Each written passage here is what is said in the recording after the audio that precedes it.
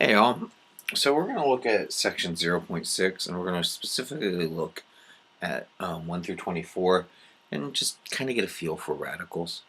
So this one says, what is the square root of 121? So square root is asking for, if I have some number and multiply it by itself, I'll get 121. If we make a factor tree out of 121, we'll see that it's 11 times 11. And because I have two 11s in here, they come out as one number. And we have to see this as being, if I have 11 squared, that's the same as 11 times 11, which equals 121. And so our radical is the backwards process to go from this number to the number here. All right, let's keep going on. We'll look at number 4. What is the square root of 169? Now, right now, we're only looking for results that are real numbers. And so, there is no solution to this.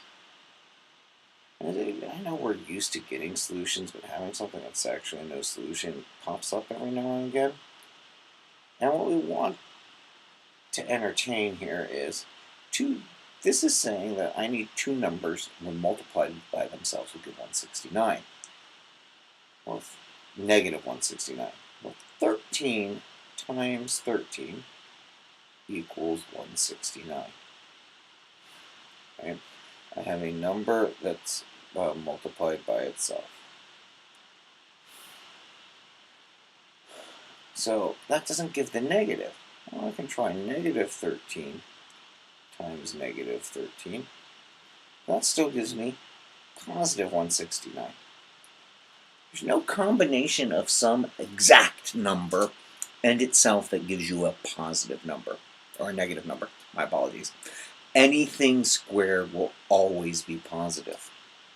And so when we see on this, negative 169, there are no solutions. And we'll eventually make an imaginary number to deal with this. So imaginary solutions. But we'll look into that more in the next section. Alright. Here, alright. So let's jump down and let's look at number 6. Number 6 changes our symbol around a bit. No, I don't like that blue. Let me go again here.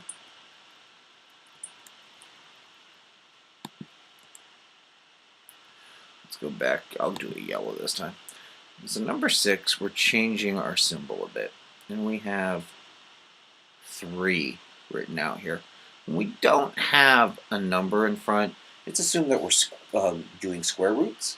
But now we have a number 3, which is saying I need some number that's times itself 3 times. And in this case, that's negative 5.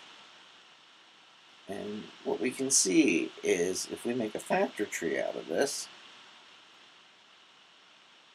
the number 125 is 5 times 25.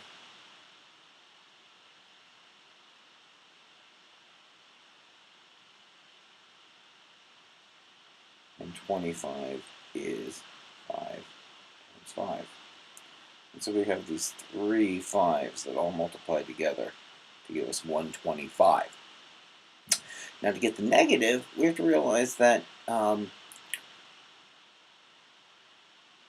any odd number or power will give me a negative number.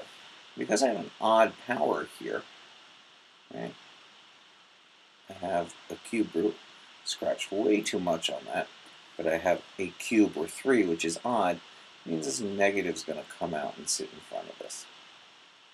I'm going to take the cube root of my number, 125, and get a 5. And because it's a negative 125, I take the sign with me. So let's look at number 8, which plays with this a bit. 8 has a negative cube root of negative 27. So what this is saying is the negative out front here is not part of our number. It's not part of the cube root. So it's going to hang out in front, and it's going to look for the answer that comes out of that. Now, this is negative, so a negative's coming out, so I'll put a negative here. And the cube root of 27 is 3. But a negative times negative is positive. And so number 8, we have to kind of look at our operations and how they go together. A radical has an equal level of operation as an exponent. So you do PEMDAS, and you have to do powers, or I'm sorry, parentheses and grouping symbols, then exponents, then multiplications and divisions, then additions and subtractions for PEMDAS. When you are working with radicals, they are the same as exponents. And we'll see why in a couple problems here. In fact, I'm going to skip down right now to seeing why. We're going to look at 16.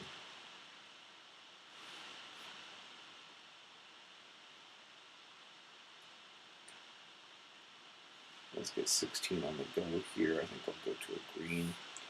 16 is asking me for, where did it go? In parentheses, negative 64. The whole thing to the 1/3 power.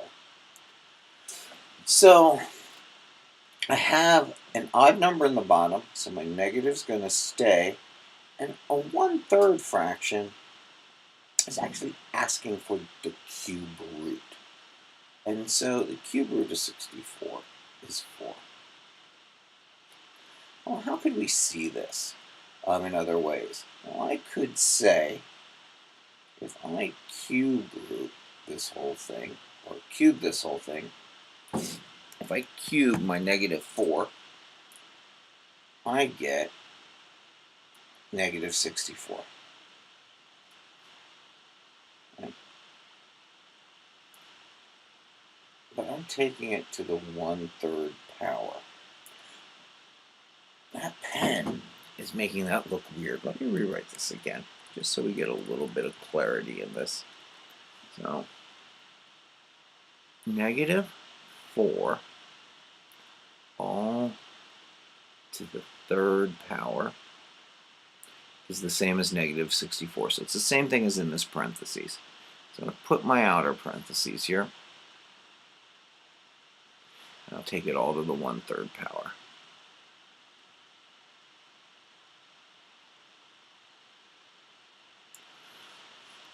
So I have a base to a power and everything to another power. So what that tells me is I can use my rules of exponents, and these are multiplied together. And so 3 times a 1/3 is 1.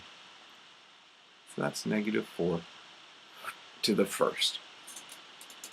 And so our cube roots and our radicals are powers. They're fractional powers, or as we call them, rational exponents. That is why they occupy the same order of precedence as exponents and powers. What's nice is, remember, multiplication and division are linked, because if I multiply a number, a times 1 over b, that's the same as a divided by b. Well, powers and radicals are related by the same inversion.